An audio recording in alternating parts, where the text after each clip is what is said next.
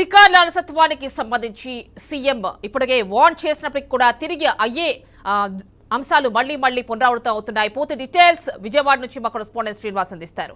శ్రీనివాస్, చెప్పండి. గన్నవరం శివార్లలో 20,000 మందికి సరిపడా ఏవైతే ఫుడ్ ప్యాకెట్స్ కావచ్చు, వాటర్ ప్యాకెట్స్ కావచ్చు, అక్కడ పోసి ఇష్టొచ్చినట్టు అక్కడ పాడేసినటువంటి దృశ్యాలు మనం స్క్రీన్ లో చూస్తున్నాం. ఏం జరిగింది, ఏంటి, ఆ నిర్లక్ష్యానికి కారకులు ఎవరు? రాష్ట్ర వ్యాప్తంగా వరదలతో అల్లాడిపోతున్నారు. విజయవాడ అందులో ప్రధానంగా చూసుకుంటే కనుక విజయవాడ కావచ్చు, విజయవాడ ఉన్నటువంటి కొన్ని పరిసర ప్రాంతాలు కావచ్చు, ఓవరాల్ గా కృష్ణా జిల్లా, ఎన్టీఆర్ జిల్లాలో కొన్ని ప్రాంతాలు కావచ్చు, ఇవన్నీ కూడా పూర్తి స్థాయిలో మునకొచ్చి అంటే లోతట్టు ప్రాంతాలన్నీ మునిగిపోయి నదీ పరిహా ప్రాంతాల్లో ఉన్నటువంటి వాళ్ళు ఆకలితోనూ మంచి దాహంతోనూ అలవటిస్తున్నప్పుడు అంటే ఇంత పెద్ద వరదలు వస్తున్నప్పుడు కూడా గుక్క నీళ్లు తాగటానికి ఉపయోగపడక ఏ నీళ్లు తాగితే ఏ వ్యాధులు వస్తాయో తెలియక, అంతేకాకుండా ఉన్న పడంగా కరెంటు విద్యుత్ అంతరాయం కలగటం, అంతేకాకుండా నిత్యావసరాలకు సంబంధించిన అన్ని అందుబాటులో లేకపోవటం, ప్రధానంగా చాలా అంశాలని పరిశీలనలో తీసుకుంటే గనక పెద్ద ఎత్తున ఒక విపత్తు కొనసాగుతుంది. ఈ విపత్తులో భాగంగా ప్రభుత్వం తామువంతుగా పూర్తి స్థాయిలో ఆహారంతో పాటు ఇతర మంచినీళ్లు, అదేవిధంగా ఫుడ్ ప్యాకెట్స్ తో పాటు మంచినీళ్లు, అదేవిధంగా పాల ప్యాకెట్స్, చిన్నపిల్లలకు కావాల్సిన వృద్ధులకి మందులు కావాల్సింది, చిన్నపిల్లలకు కూడా అనారోగ్య సమస్యలు ఉన్న పిల్లలకి మందులు, ఇవన్నీ పంపిణీ చేసుకుంటూ వెళ్తున్న నేపథ్యంలో అధికారులు ఎప్పటికప్పుడు ముఖ్యమంత్రి చంద్రబాబు నాయుడు తాను స్వయంగా పర్యవేక్షణలో ఉంటే తప్ప అధికారులు పనిచేయరు, నిర్లక్ష్యంగా వహిస్తారు.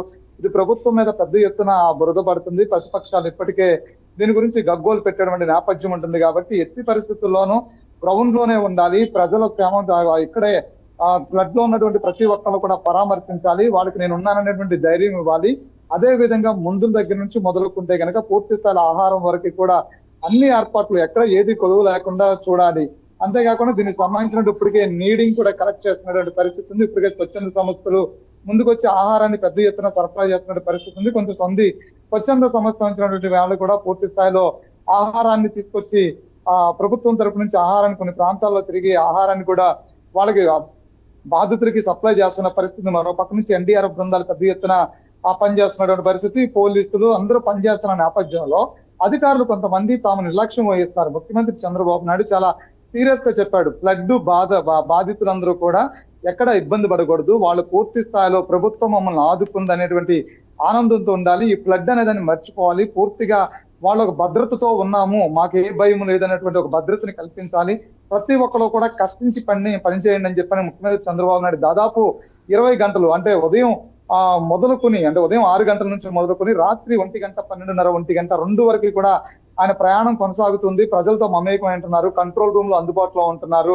ప్రతి సమస్యను డాష్ బోర్డ్ ద్వారా ఆయన తీసుకురావాలని చెప్తున్నారు. అప్పటికప్పుడు అప్రమత్తం చేస్తున్న నేపథ్యంలో కృష్ణా జిల్లా గన్నవరం చివరి ప్రాంతంలో 20,000 మందికి సరిపడే ఫుడ్ ప్యాకెట్స్ కావచ్చు, వాటర్ ప్యాకెట్స్ కావచ్చు, అక్కడ పాడేయటం వెనకాల ఏంటి, పాడేయటం వెనకాల అధికారుల నిర్లక్ష్యం ఎంత పెద్ద ఎత్తున అనేది చూడొచ్చు. అంటే అధికారులు తాము ఏది చేసినా అడిగా వాళ్ళు లేరనేటువంటి అహంకారమో, లేదు అంటే కనుక ప్రభుత్వం ఇంత నష్టపోతున్నట్టు అంటే పనిచేయటువంటి ఓపిక లేకనో, తిరిగేటువంటి సమయం లేకనో, లేదంటే కనుక ఏ కారణంతైనా కావచ్చు. అంటే ప్రభుత్వం అక్కడ బాధితులు అన్నం లేకుండా అలమటించిపోతుంటారు. ఇప్పటికే ఫుడ్ ప్యాకెట్ల కోసం కొన్ని చోట్ల గందరగోళాలు ఏర్పడుతున్నాయి. కొన్ని చోట్ల అయితే బోటు కూడా ఎన్డీఆర్ఎఫ్ బోటు కూడా వెళ్ళినటువంటి ప్రాంతాలు కొన్ని ఉన్నాయి. చాలా రకాలుగా ప్రజాప్రతినిధులు కూడా వర్షపు నీటిలో తిరుగుతున్న నేపథ్యంలో ప్రభుత్వ అధికారులకు అప్పచెప్పినటువంటి బాధ్యతల్ని తూతూ మంత్రంగా వ్యవహరిస్తున్నారనేది చాలా స్పష్టంగా కనబడుతుంది. విజయవాడ గన్నవరం నగర శివారులో ఉన్నటువంటి ఒక ప్రాంతంలో ఈ ఫుడ్ ప్యాకెట్స్ అని వదిలేసి వెళ్ళడం కూడా కొంతమందిని ఆశ్చర్యానికి గురి చేస్తుంది. ఇంత పెద్ద ఫ్లడ్ వచ్చి ఇది జాతీయ విపత్తుగా కూడా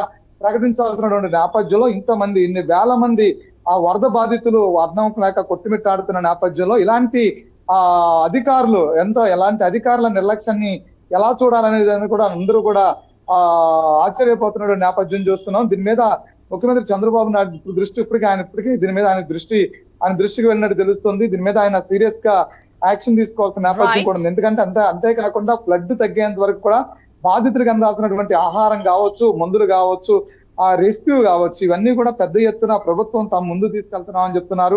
అదే విధంగా ముందుకు తీసుకెళ్లాల్సినటువంటి ఆవశ్యకత కూడా ప్రభుత్వం మీద ఉంది.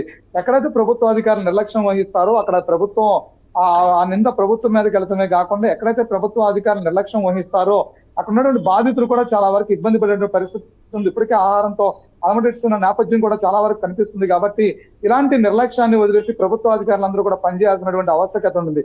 ఇది ముఖ్యమంత్రి చంద్రబాబు నాయుడు మీద Right, మీద Srinivas. ఎంక్వైరీ చేస్తున్నారని తెలుస్తుంది. ఎవరు ఆ అధికారులను తెలుసుకున్న తర్వాత తక్షణమే వాళ్ళ మీద చర్యలు తీసుకునేటువంటి అవకాశం కూడా కనిపిస్తుంది. రైట్ శ్రీనివాస్, అది చూస్తున్నాం మనం.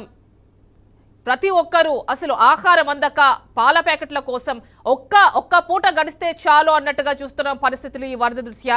మరి ఇలాంటి సందర్భాల్లో ఇలా ఆహారం కావచ్చు, నీరు కావచ్చు, ఇలా ప్యాకెట్స్ అన్ని కూడా వేస్ట్గా ఇలా పడుంటాన్ని చూస్తుంటే అధికారుల నిర్లక్ష్యం మరోసారి బయటపడుతోంది. ప్రభుత్వం ఎన్నిసార్లు వార్న్ చేసినప్పటికీ కూడా రీసెంట్గా కూడా చూసాం మనం. నిన్న ఈ రోజు సీఎం చంద్రబాబు నాయుడు వార్న్ చేశారు. సహాయక చర్యల్లో ఎలాంటి అలసత్వం ఉండకూడదని అధికారులను హెచ్చరించినప్పటికీ కూడా తిరిగి ఇలాంటివి మళ్ళీ పునరావృతం అవుతున్నాయి. అవి ఎక్స్క్లూజివ్ దృశ్యాలు బీఆర్కే న్యూస్ స్క్రీన్ పైన చూస్తున్నాం.